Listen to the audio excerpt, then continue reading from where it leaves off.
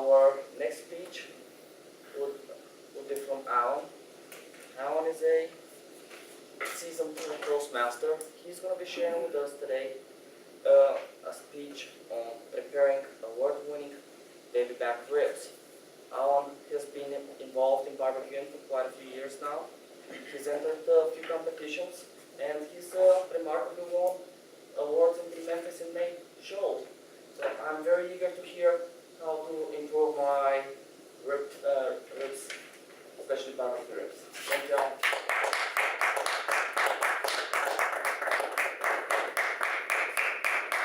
Thank you, Mr. Toastmaster. Tonight I'm going to describe to you how to make mouth-watering, award-winning smoked baby back ribs. And while I can't give you the recipe for my special rub and my special barbecue sauce, I will describe how to select the ribs, how to prepare them, and how to cook the ribs on a smoker. I'll also tell you a little bit about what judges are looking for when they're judging barbecue ribs. And I'll try to be as demonstrative as possible as I do this. The first thing you need is a good slab of baby back ribs. Baby back ribs are pork, which means they come from a pig. So when you're thinking about a pig, they are the uppermost part of the ribs. So if there's a pig standing on all four legs in front of me here, their back is going to be the highest point of their body. And if you start from the backbone and work your way around the side of the pig, the top 6 inches of the ribs are going to be the baby back ribs, and they go along the entire, pretty much the entire back of the pig. Now, when I'm picking out baby back ribs at a grocery store, I'm very particular about them. Some people like meaty ribs. I look for ribs that are uniform in thickness all the way across the slab of the ribs. So many times when you go to a grocery store, you'll find ribs in the counter, and they're going to have a good ½ inch of meat on one end of them, on top of the ribs. I pass over those, because what that means is that one end of the ribs are going to be this thick, and the other end is going to be this thick, which means they're going to cook at different consistency. So what you're really looking for is a slab of ribs that are going to be pretty consistent in thickness all the way through. And once I get the ribs home, I'm going to take them out of the package, and I'm going to look for something that I call knuckles. Knuckles are mistakes by the meat processing plant.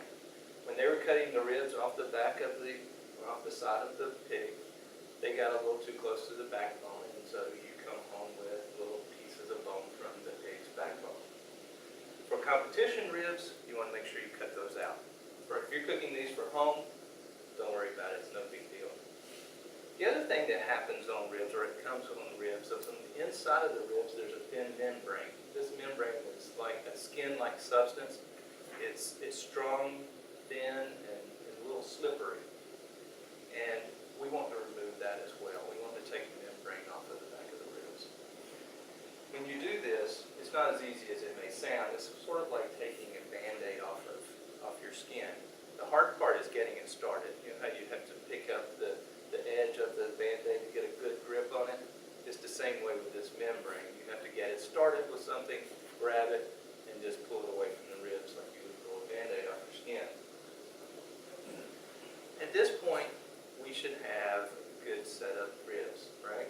We've cut out the knuckles, we pulled the membrane out, and then the next thing we need to do is that we need to add spices to the rib. And this is where we use a special rub that we put together, and I sprinkle it all over the ribs. I don't put it on too thickly because I don't want it to be pasty, because the ribs are going to be a little wet. It's a piece of meat, and so I'll pat the spices on the ribs, but not get it too thick, because if it's too thick, it's going to overpower the flavor of the ribs. Once I have the spices on the ribs, the next thing I'm going to do is wrap them. I'm going to wrap them in plastic wrap, and then I'm going to put them in the refrigerator to marinate overnight. The next morning, first thing I'm going to do is get my smoker ready. I'm going to get the temperature of the smoker up to 225 degrees, where I'm going to keep it at that temperature for the next 7 to 8 hours. The temperature of the smoker is very important.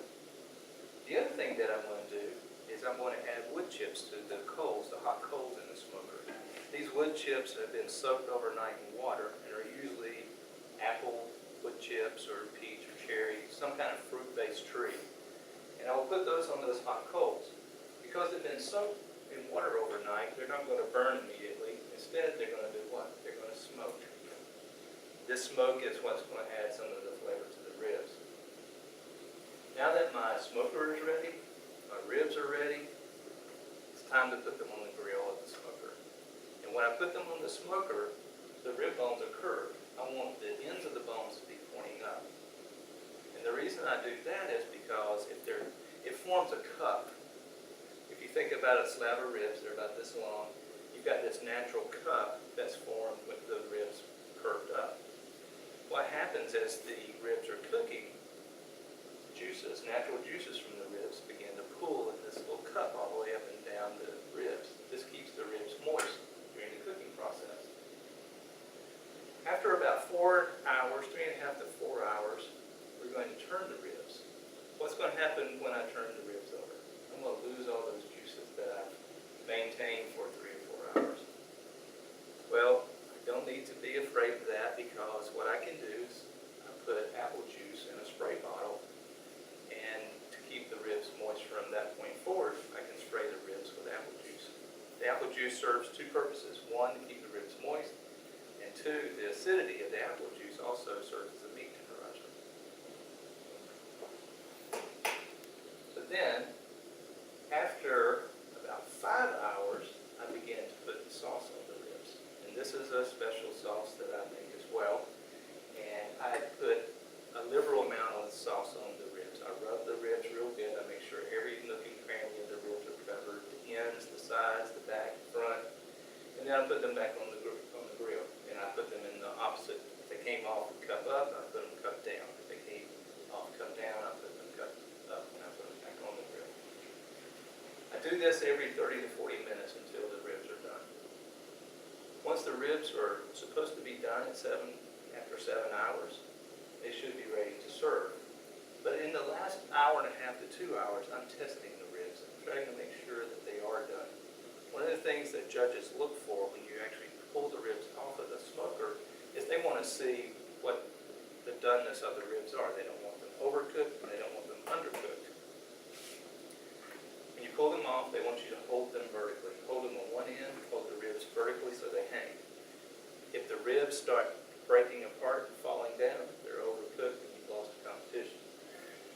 If you're able to hold them horizontally, and they spring back, you bend them a little bit, and they snap back into their original position, they're probably not done enough. That means they need to be cooked a little more. But then, let's assume I have a judge over here that I'm serving. I take them off the grill, I hold them up, they don't fall apart, hopefully. I bring them over to the table to serve them, and then I will rip the ribs apart with the judge standing there or sitting there. And what they're looking for is that the meat of the ribs pull cleanly from the bone, from at least one side of the bone. If they don't pull cleanly, then they're underdone and you've also lost the competition. So they have to be perfect. So now we serve the ribs.